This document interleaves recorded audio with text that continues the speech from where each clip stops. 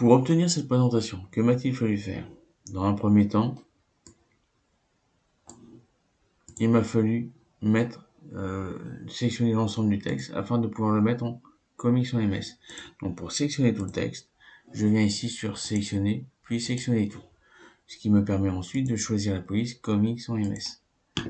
Mon titre est alors, il y a aussi, vous voyez, un interligne de 1,5, ce qui fait qu'ici, je peux le choisir, par exemple, depuis les outils 1,5. Notez que on peut travailler avec l'onglet accueil ou aussi l'onglet mise en page.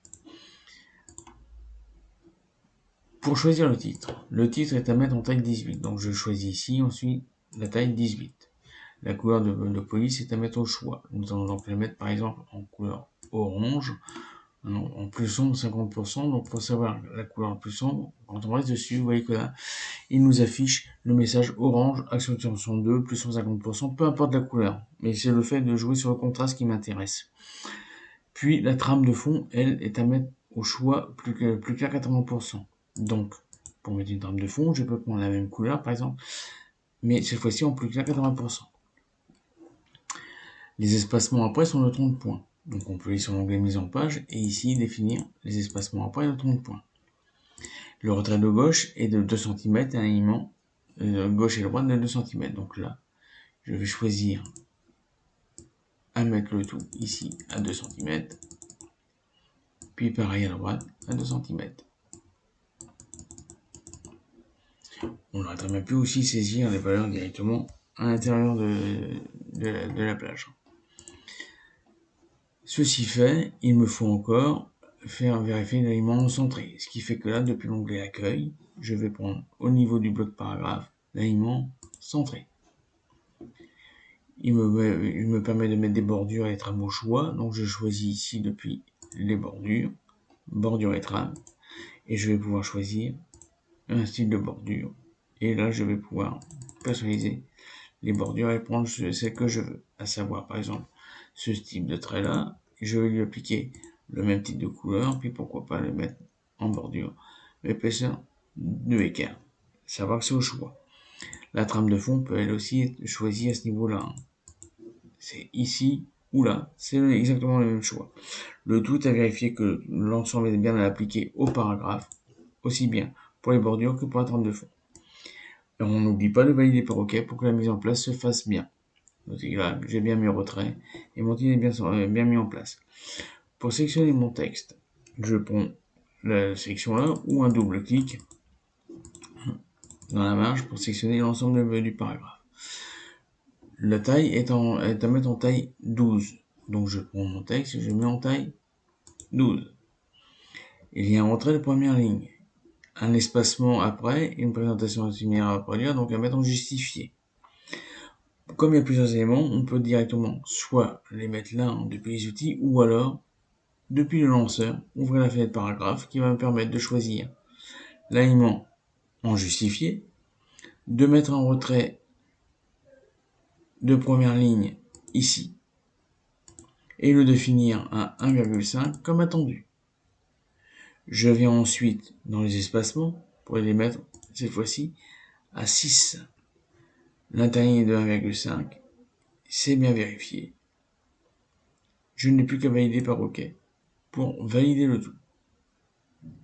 Et mon texte prend directement place.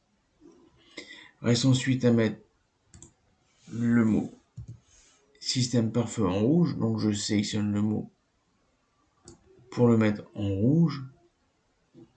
Donc je choisis cette fois-ci la couleur rouge. Et comme il faut que je reproduise comme c'était avant, je le mets donc en gras, italique et souligné.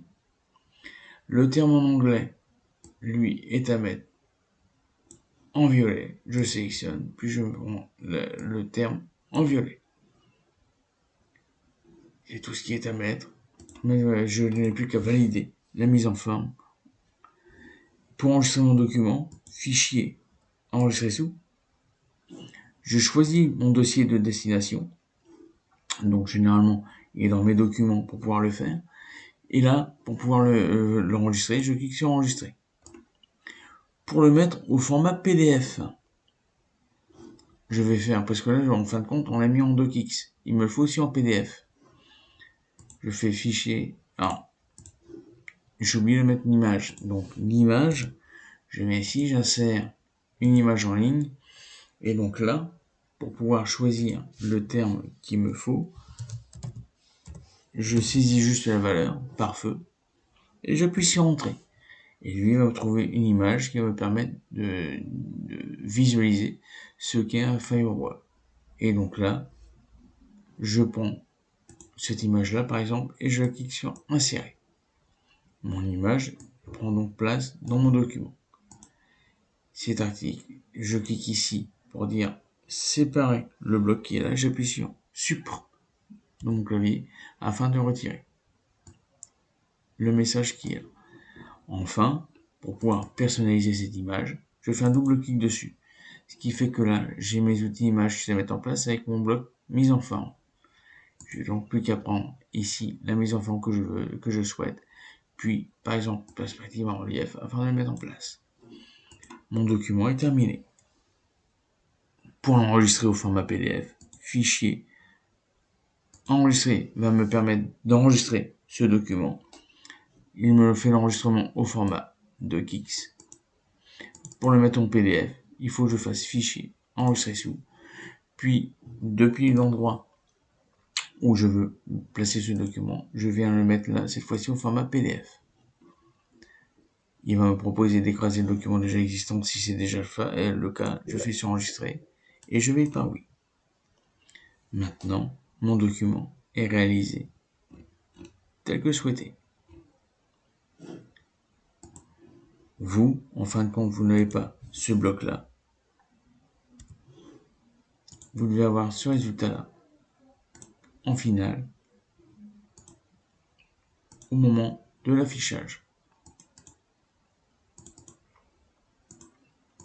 Pour pouvoir le différencier,